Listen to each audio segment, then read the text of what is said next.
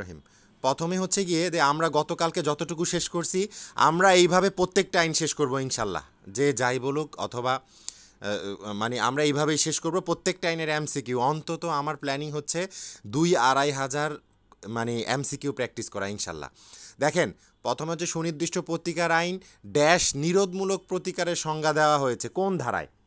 সুনির্দিষ্ট প্রতিকার আইনের কোন ধারায় নিরোধমূলক প্রতিকারের সংজ্ঞা দেওয়া আছে? এই প্রশ্নটা বিগত সালের প্রশ্নে আসছিল। তাহলে নিরোধমূলক প্রতিকারের কথা বা প্রিভেন্টিভ রিলিফ বলা আছে সেকশন 6-এ। আমি একটু মনে করাই দেই, মূল আইনটা আপনাদের পাশে রাখবেন। মূল আইনটাই মনে করাই দেয়, আপনারা 5-এর গতে পড়ছেন যা করা উচিত না তা নিষেধ করা, আর 6-এ এসে পড়ছেন যে যা করা উচিত না তা নিষেধ করা। এই যে 5-এর গ, এটা একটা নিরোধমূলক প্রতিকার, তার মানে ডেফিনেশনটা বলা আছে 6-এ। নিরোধমূলক প্রতিকারের ডেফিনেশনটা বলা আছে 6-এ। আমি একেবারে লাস্টে আপনাদেরকে প্রশ্ন করার সুযোগ দিব। আমি স্ক্রিন শেয়ার দিচ্ছি তো এই কারণে কোনো প্রশ্ন দেখতে পাচ্ছি না। আপনারা কষ্ট করে প্রশ্নগুলো একটু লিখে রাখবেন, একেবারে লাস্টে আমি আপনাদের প্রশ্ন করার সুযোগ দিব, ঠিক আছে? তাহলে সুনির্দিষ্ট প্রতিকার আইনে নিরোধমূলক প্রতিকারের সংজ্ঞা দেওয়া আছে 6 ধারায়। এরপরে 2 নাম্বারটা, সুনির্দিষ্ট প্রতিকার আইনের ড্যাশ অধীন যে সুনির্দিষ্ট প্রতিকার মঞ্জুর করা হয় তা হলো নিরোধমূলক প্রতিকার। এটা কোথা থেকে বলা আছে, কোন ধারায় বলা আছে? 5-এর কততে বলা আছে? সুনির্দিষ্ট প্রতিকার আইনে যে সুনির্দিষ্ট প্রতিকার মঞ্জুর করা হয় তা হলো নিরোধমূলক প্রতিকার। আচ্ছা, নিরোধমূলক প্রতিকার কোথায় বলা আছে? ওই যে 5-এর গ, যা করা উচিত না তা নিষেধ করা। এরপর আসেন, specific relief grant under clause C of section 5 is called.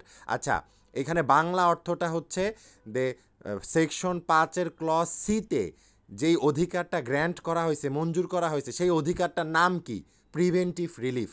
English টার্মগুলো আপনাদের জানতে হবে, ঠিক আছে? এরপরে আসেন, নিষেধাজ্ঞা স্থায়ী বা অস্থায়ী দ্বারা আদালতের বিবেচনামূলক নিরোধমূলক প্রতিকার মঞ্জুর করা হয়, এইটা দ্য স্পেসিফিক রিলিফ অ্যাক্টের কোন ধারায় বলা আছে?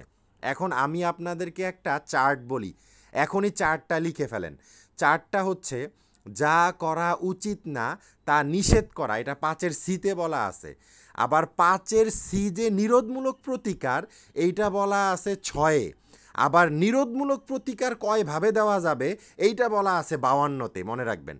তাহলে মনে রাখবেন, আপনাদের যদি এমসিকিউ অথবা রিটেন প্রশ্ন আসে নিরোধমূলক প্রতিকার কোন কোন ধারায় আলোচনা করা হয়েছে লিখো। প্রায় স্টুডেন্ট আপনারা ভুল করছেন, সেটা কি? আমি যে প্রশ্ন দিছি আপনারা প্রায় স্টুডেন্ট ভুল করছেন।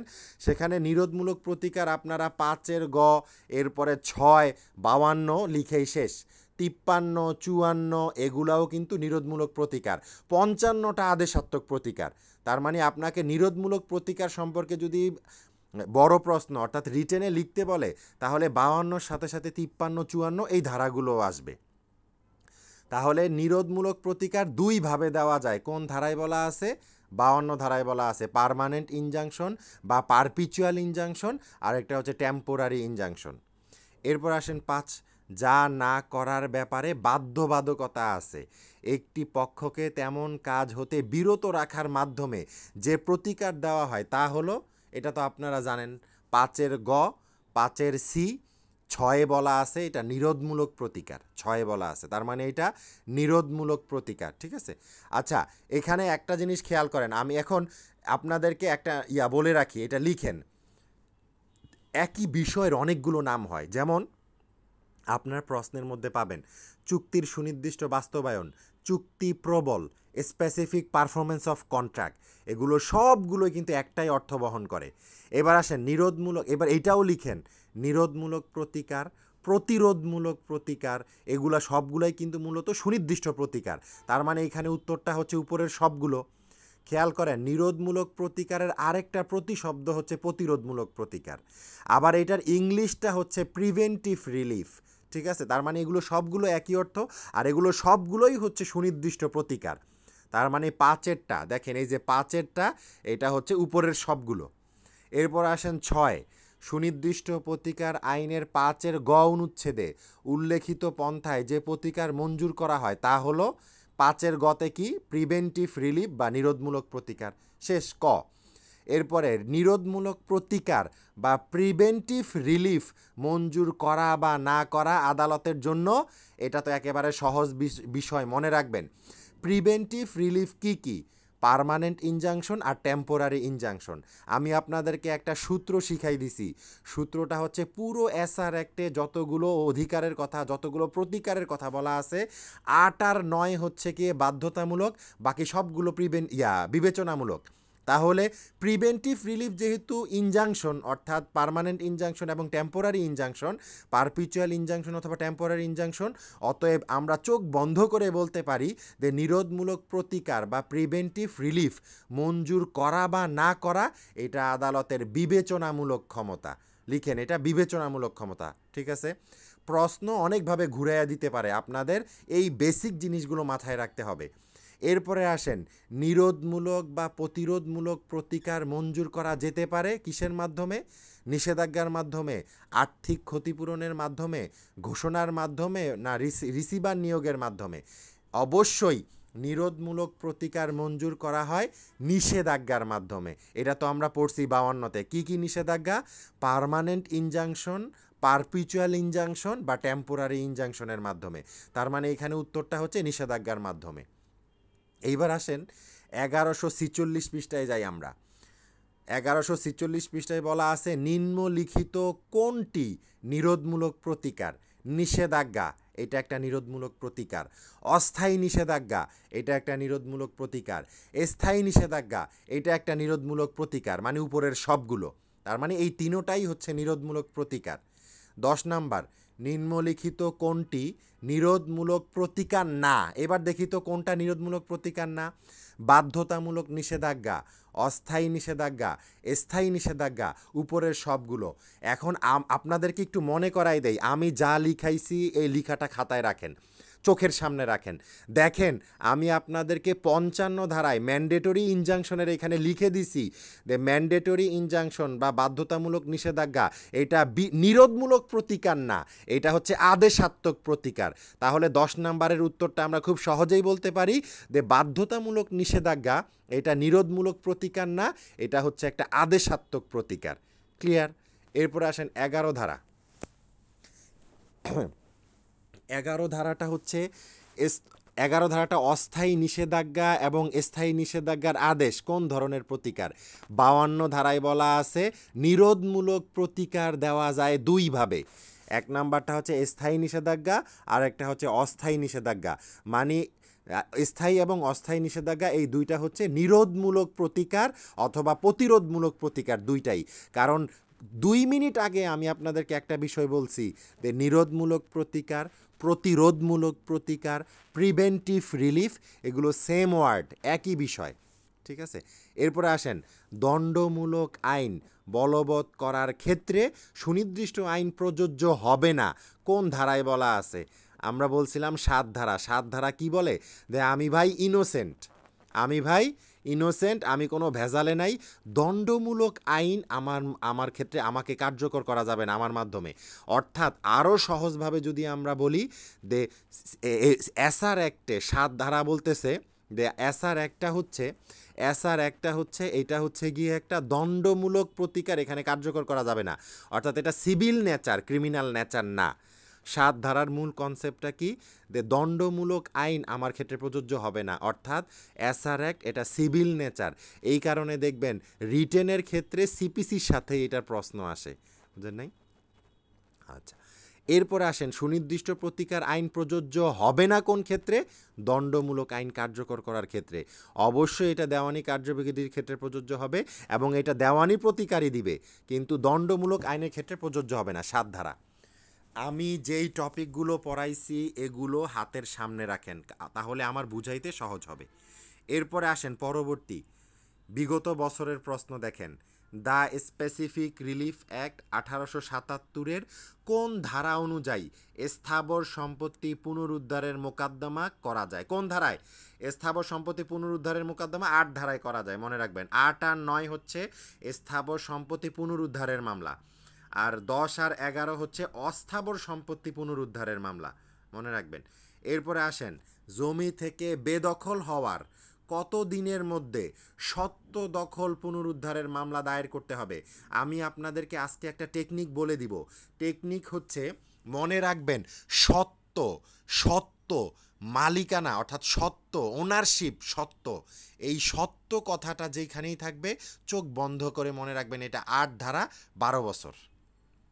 মনে রাখবেন ৯ ধারায় কোনো সত্ত্ব নিয়ে কোনো বিষয় মামলা করে না। মনে রাখবেন এই কথাটা একেবারে সারা জীবনের জন্য মাথায় গেঁথে ফেলেন।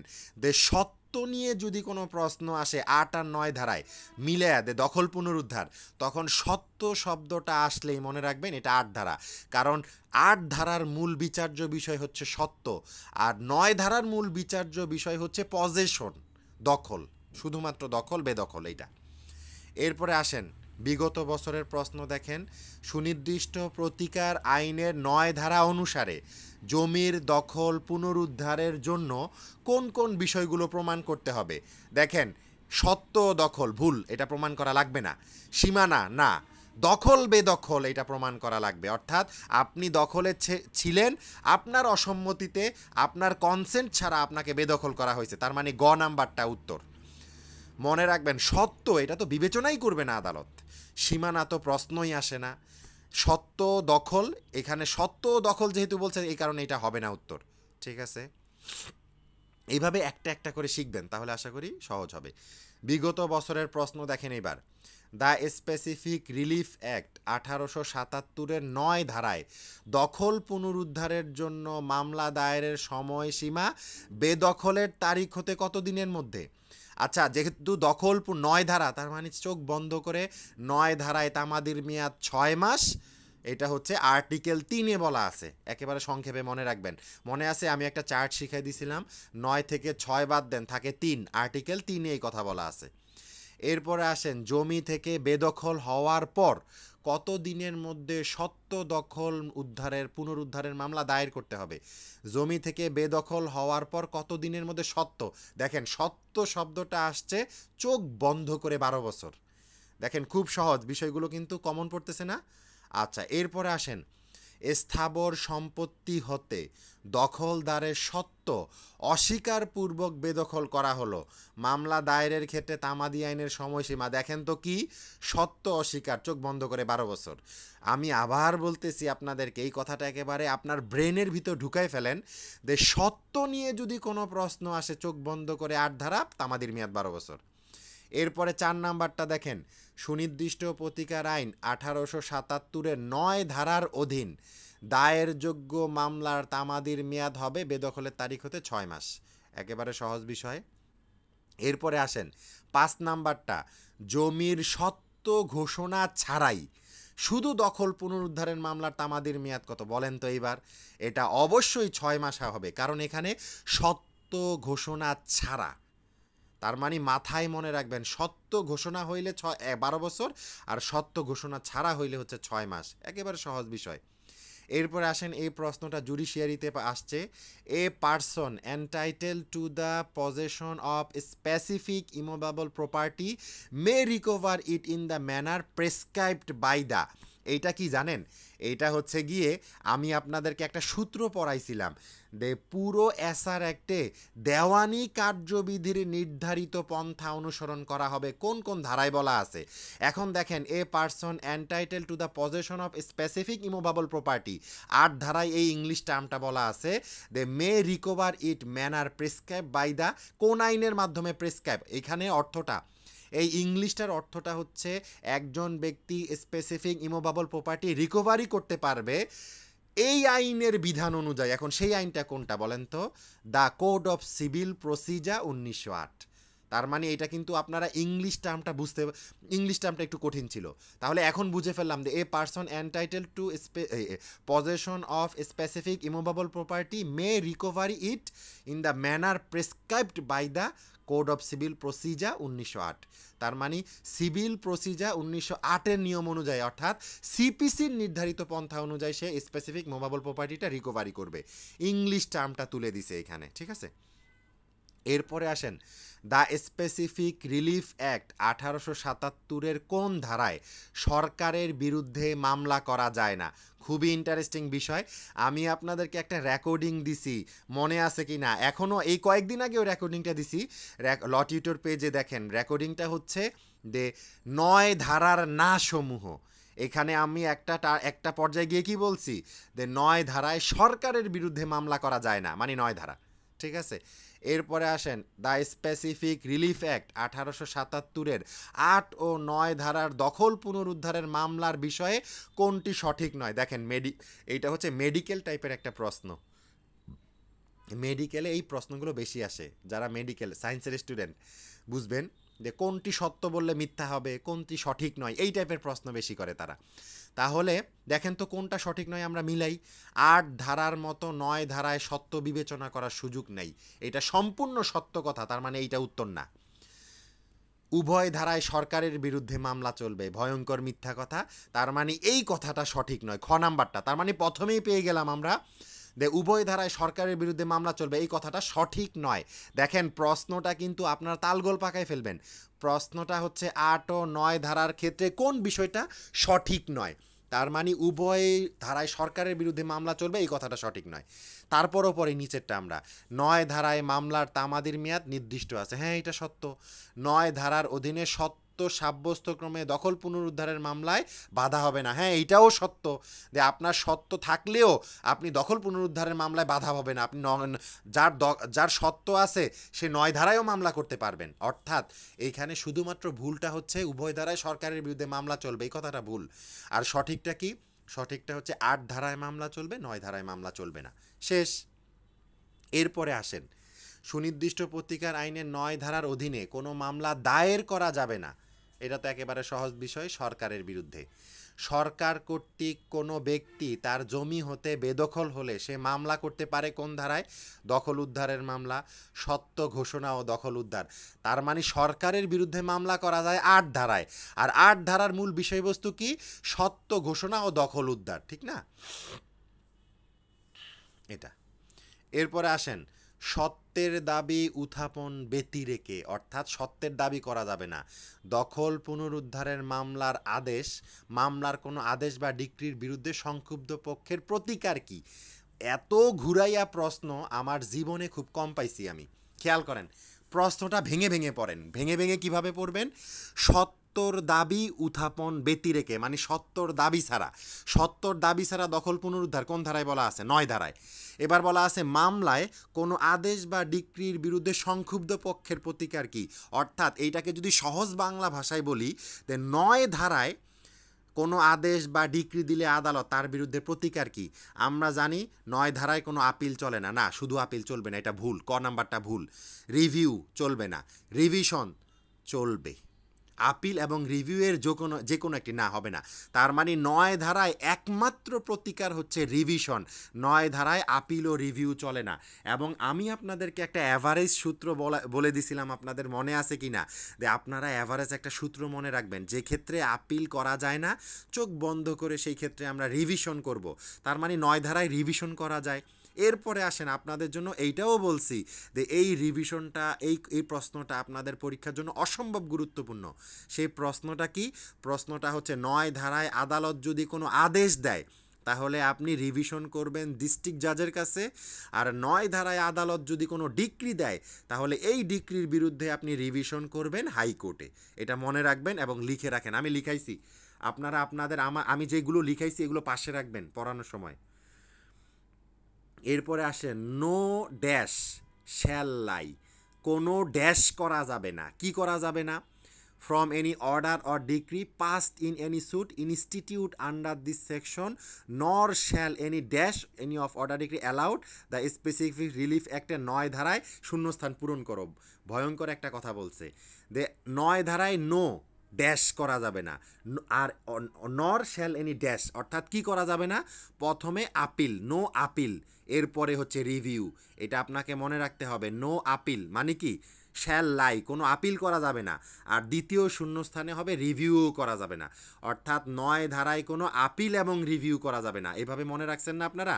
এবার মিলান, এটা কোথায় বলা আছে? রিভিশন আপিল করা যাবে, রিভিশন করা যাবে, আপিল করা যাবে না, মানে এটা মিলবে না শূন্যস্থানে।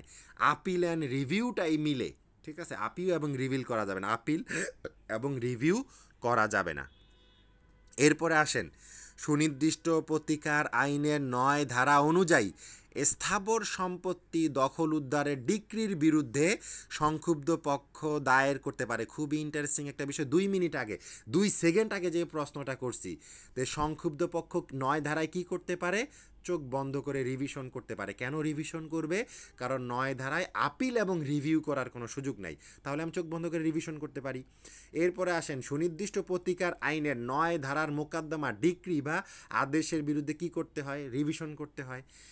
এরপরে দ্য স্পেসিফিক রিলিফ অ্যাক্ট 1877-এর 9 ধারা অনুসারে আনিত মোকদ্দমার ক্ষেত্রে কোনটি সঠিক নয়? আচ্ছা, এবার এটা খুব মিলাইতো আমরা ঠান্ডা মাথায়। 9 ধারার ক্ষেত্রে কোনটা সঠিক নয়? বাদী সম্পত্তি দখল থেকে বেদখল হয়েছে, এটা সত্য। সরকারের বিরুদ্ধে মামলা করা যাবে না, এইটাও সত্য। বাদী সত্য প্রতিষ্ঠায় বারিত হবেন, এটি স্থাবর। দেখেন, সত্য ঘোষণায় বারিত হবেন না। আপনি সত্য আছে, আপনি 9 ধারায় মামলা করতে পারবেন, সমস্যা নাই। তার মানে বাদী সত্য প্রতিষ্ঠায় বারিত হবেন, এইটা আপনি কি হবেন না? সঠিক না। সত্য তার থাকতে পারে, সে বেদখল হয়েছেন। আপনাদেরকে তো বলছি যে আপনার সত্য আছে, আবার আপনি বেদখল হয়েছেন। তাহলে আপনি প্রথমে 9 ধারায় তাড়াতাড়ি প্রতিকার পাওয়ার জন্য মামলা করবেন, কারণ 6 মাস তামাদি। এরপরে 9 ধারায় যদি আপনার মামলাটা খারিজ হয়ে যায়, আপনি আবার 8 ধারায়, আপনার যেহেতু সত্য আছে, 8 ধারায়ও মামলা করতে পারবেন আপনি। ঠিক আছে? আমি আপনাদেরকে পড়ানোর সময় বলছিলাম। এরপর আসেন, সুনির্দিষ্ট স্থাবর সম্পত্তিতে দখলের অধিকারী ব্যক্তি দেওয়ানি কার্যবিধি উল্লেখিত পন্থায় তা উদ্ধার করতে পারে। সুনির্দিষ্ট প্রতিকার আইনের কোন ধারায় বলা আছে? এই যে দেখেন, সুনির্দিষ্ট স্থাবর সম্পত্তি দখলের অধিকারী ব্যক্তি। আচ্ছা, এখন বলেন, আপনারা সূত্রটা প্রয়োগ করেন। দেওয়ানি কার্যবিধির নির্ধারিত পন্থা অনুসরণ করা হবে, কোন কোন ধারায় বলা আছে? 8 ধারায় বলা আছে, 10 ধারায় বলা আছে, 44 ধারায় বলা আছে, 53 ধারায় বলা আছে। এই 4টা ধারা। এখন দেখেন তো, 5, 6, 8, 9, তার মানে চোখ বন্ধ করে কোন ধারাটা পড়ে? 8 ধারাটা পড়ে। আর আমরা আগেই জানি 8 আর 9 হচ্ছে স্থাবর সম্পত্তি, 10 আর 11 হচ্ছে অস্থাবর সম্পত্তি। এখানে যেহেতু স্থাবর সম্পত্তি দখল পুনরুদ্ধারের কথা বলছে, তার মানে 8 ধারা, চোখ বন্ধ করে। ঠিক আছে? এরপরে আসেন, সুনির্দিষ্ট স্থাবর সম্পত্তি দখলের অধিকারী কোনো ব্যক্তি তার দখল উদ্ধার করতে পারে কোন আইনের পন্থা অনুযায়ী? এইটা তো আর বলা দেওয়া লাগবে, দেওয়ানি কার্যবিধির নির্ধারিত পন্থা অনুযায়ী। ঠিক আছে? এরপরে আসেন, এরূপ সম্পত্তিতে তার প্রমাণ করতে হবে, দখল উদ্ধার করতে হবে, এই ধারার কোনো কিছুই কোনো ব্যক্তিকে মোকদ্দমা দায়ের করতে বারিত করবে না। আচ্ছা, কোন ধারায়? সত্য প্রমাণ করতে হবে এবং দখল পুনরুদ্ধার করতে হবে, কোনো কিছুই কোনো ব্যক্তিকে মোকদ্দমা দায়ের করতে বারিত করবে না। এখানে এটা কি বলছে এটা বুঝতেছি না।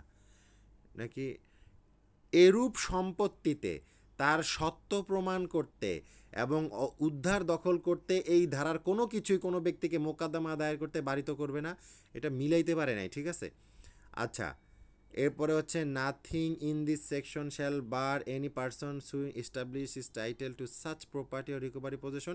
আচ্ছা, হ্যাঁ হ্যাঁ, এটা 9 ধারায় বলা আছে। ইংলিশ টার্মটা দেখেন, 9 ধারায় বলা আছে যে এই সত্য প্রমাণ করতে অথবা দখল উদ্ধার করতে কোনো কিছুই বাধা প্রমাণ করবে না। 9 ধারা। ঠিক আছে? এরপরে আসেন, এই ধারার অধীনে, এই ধারা মানে 9 ধারার অধীনে সরকারের বিরুদ্ধে মামলা দায়ের করা যাবে না। কোন ধারায়? এটা তো একেবারে কমন বিষয়। 9 ধারায়। 9 ধারায় সরকারের বিরুদ্ধে মামলা করা যাবে না। এটা আমরা ইংলিশ টার্মটা, এটা খুবই সুন্দর কাজ করছে তারা, সাথে সাথে ইংলিশ টার্মটাও বলে দিছে। দেখেন, no suit under this section shall be brought against the government. সরকারের বিরুদ্ধে মামলা করা যাবে না, 9 ধারা। এই ধারার অধীনে দায়েরকৃত কোনো মোকদ্দমায় প্রদত্ত আদেশ বা ডিক্রির বিরুদ্ধে আপিল দায়ের করা যাবে না, স্বাভাবিক, এটা 9 ধারা। No appeal shall lie from any order or decree passed in any suit institute under this section nor shall any review of any such order or decree be allowed. খ নাম্বার 9 ধারায় appeal এবং review করা যাবে না। শেষ। সুনির্দিষ্ট প্রতিকার আইনে নিম্নলিখিত কোন ধরনের সম্পত্তি উদ্ধার নিয়ে আলোচনা করা হয়েছে বলেন তো।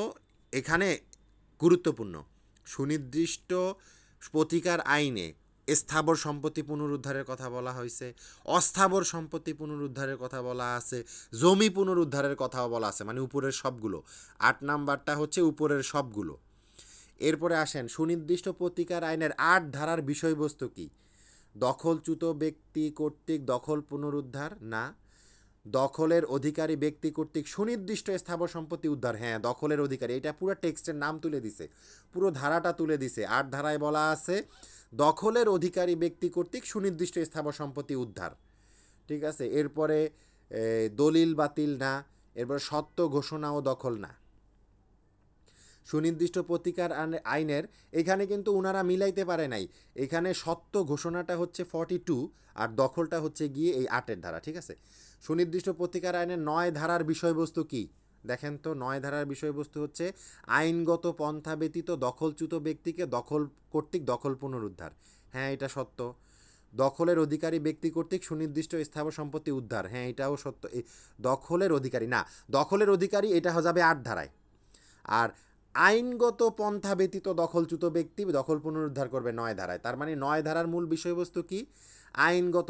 মনে রাখবেন, 9 ধারায় আপনাকে এইটা প্রমাণ করতে হবে আমি দখলে ছিলাম, আমাকে দখলচ্যুত করা হয়েছে, আর এই দখলচ্যুত করা হয়েছে সম্পূর্ণ বেআইনিভাবে, অর্থাৎ আইনের রীতিনীতি অনুযায়ী আমাকে দখলচ্যুত করা হয় নাই। এরপরে আসেন, সুনির্দিষ্ট প্রতিকার আইনের 8 ধারায় মোকদ্দমা দায়ের করা যায় সত্ত্বের উপর ভিত্তি করে, দখলি সত্ত্বের উপর ভিত্তি করে, শুধুমাত্র পূর্ববর্তী দখলের উপর ভিত্তি করে। কোনটার উপর?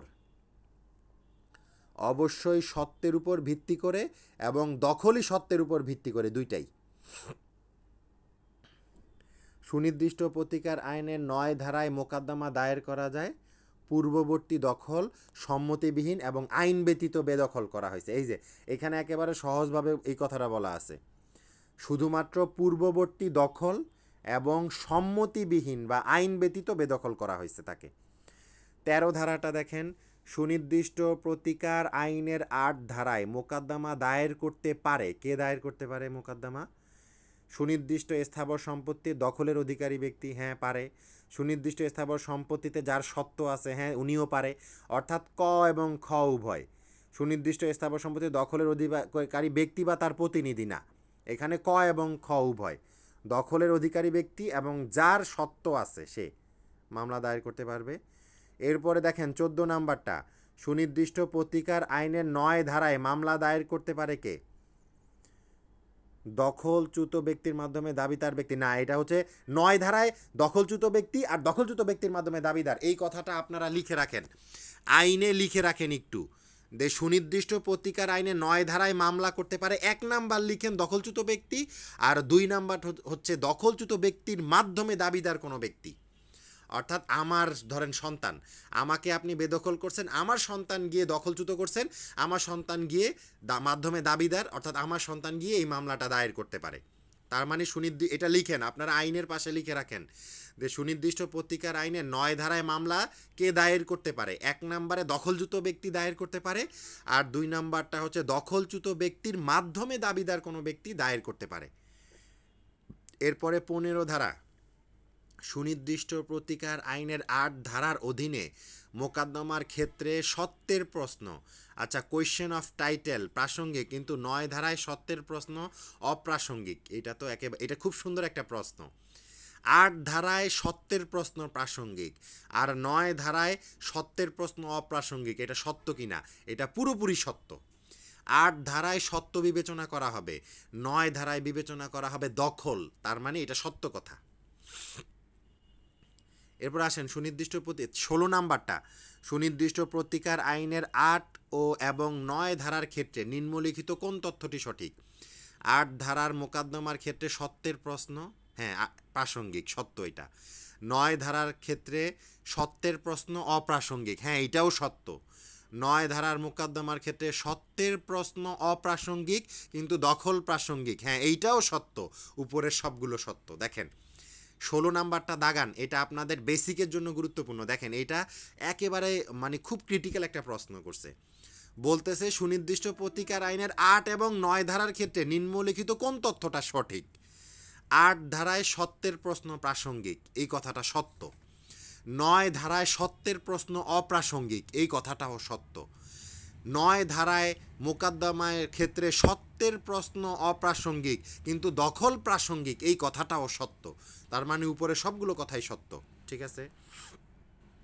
এরপরে আসেন, সুনির্দিষ্ট প্রতিকার আইনের 8 ধারার ক্ষেত্রে 8 ধারার মামলার ক্ষেত্রে প্রমাণ করতে হবে কি সম্পত্তিতে বাদীর সত্ত্ব ও মালিকানা আছে, এটা প্রমাণ করতে হবে। বাদীর দখল, এটা 9 ধারা। সম্পত্তিতে দখল এবং সত্ত্ব এবং মালিকানা, এটা প্রমাণ করতে হবে। আর আইনগতভাবে পন্থা ছাড়া বেদখল, সম্পত্তিতে সত্ত্ব না, এটা বেদখল না, ওইটা প্রমাণ করা লাগবে না। সুনির্দিষ্ট প্রতিকার আইনের 9 ধারায় বাদীকে প্রমাণ করতে হবে সম্মতি ছাড়া আইনের পরিপন্থীভাবে দখল করা হয়েছে, এটা সত্য। দেখেন সম্পত্তিতে দখল বেদখল এটা প্রমাণ করা লাগবে 9 ধারায়। 2 নম্বরে তার সম্মতি ছাড়া আইনগত পরিপন্থীভাবে বেদখল করা হয়েছে, এটাও প্রমাণ করা লাগবে। বেদখলের তারিখ থেকে 6 মাসের মধ্যে সে মামলা করছে, এইটাও তাকে প্রমাণ করা লাগবে। অবশ্যই এটা প্রমাণ করা লাগবে 6 মাসের মধ্যে। আমি আসছি 19 নাম্বারটা দেখেন, সুনির্দিষ্ট প্রতিকার আইনের 9 ধারার মোকদ্দমায় বাদীকে নিচের কোন বিষয় প্রমাণ করতে হবে না। তিনি সম্পত্তির দখলে ছিলেন, এটা প্রমাণ করা লাগবে। বিবাদী তাকে বেদখল করছে, হ্যাঁ এটাও প্রমাণ করা লাগবে। সম্পত্তিতে বাদীর সত্ত্ব রয়েছে, ইয়েস এটা প্রমাণ করা লাগবে না। মানে গ নাম্বারটা 19 ধারায় বাদীর সত্ত্ব আছে, 9 ধারায় সত্ত্ব প্রমাণ করা লাগে না, একেবারে ঠোঁটস্থ করে ফেলেন। বেদখল হওয়া 6 মাসের মধ্যে মোকদ্দমা দায়ের করতে হচ্ছে, এটা প্রমাণ করা লাগবে। 20 নাম্বারটা চলে যাই, সুনির্দিষ্ট প্রতিকার আইনের 9 ধারায় নিম্নলিখিত কোনটি বিবেচ্য বিষয় হতে পারে। দেখেন তো 9 ধারায় বিবেচ্য বিষয় কি। বিরোধীয় সম্পত্তিতে বাদীর সত্ত্ব আছে কিনা, মোকদ্দমা দায়েরের পূর্বের 6 মাসের মধ্যে বাদী দখলে ছিল কিনা, সম্মতি ব্যতীত বা আইনগত পন্থা ছাড়া দখলচ্যুত করা হয়েছে কিনা। প্রথমটা হচ্ছে বিরোধীয় সম্পত্তিতে বাদীর সত্ত্ব আছে কিনা, এটা মিলাইতে পারে নাই। বাদীর সত্ত্ব 9 ধারায় সত্ত্ব, বিরোধীয় সম্পত্তিতে বাদীর সত্ত্ব দিয়ে কি করবে 9 ধারা, মিলাইতে পারে নাই। এটা এই প্রশ্নটা মিলাইতে পারে নাই।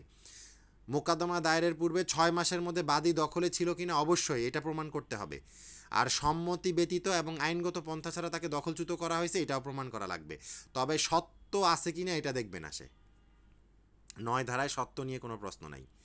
সুনির্দিষ্ট প্রতিকার আইনের 9 ধারায় দায়েরকৃত মোকদ্দমার প্রদত্ত ড্যাশ বা ড্যাশের বিরুদ্ধে আপিল বা রিভিউ করা যাবে না। আদেশ বা ডিক্রির বিরুদ্ধে আপিল বা রিভিউ করা যাবে না। উত্তরটা হচ্ছে আদেশ বা ডিক্রি।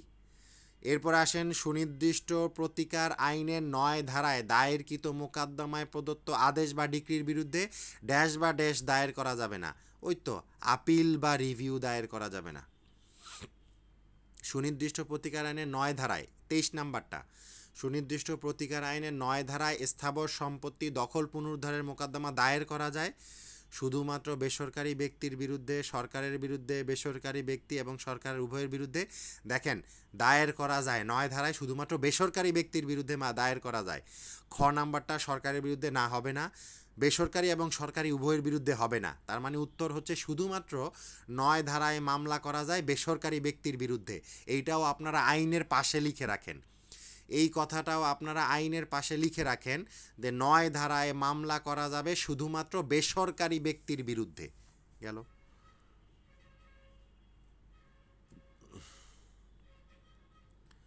আচ্ছা আচ্ছা শুনেন, আজকে এতটুকু পর্যন্ত রাখি, আমি হরান হয়ে গেছি।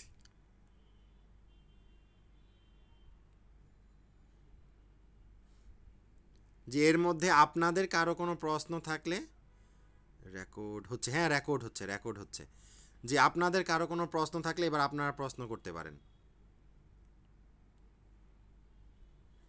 আপনাদের কারো কোনো প্রশ্ন থাকলে আপনারা প্রশ্ন করতে পারেন। স্যার আসসালামু আলাইকুম। ওয়ালাইকুম আসসালাম। আর এই যে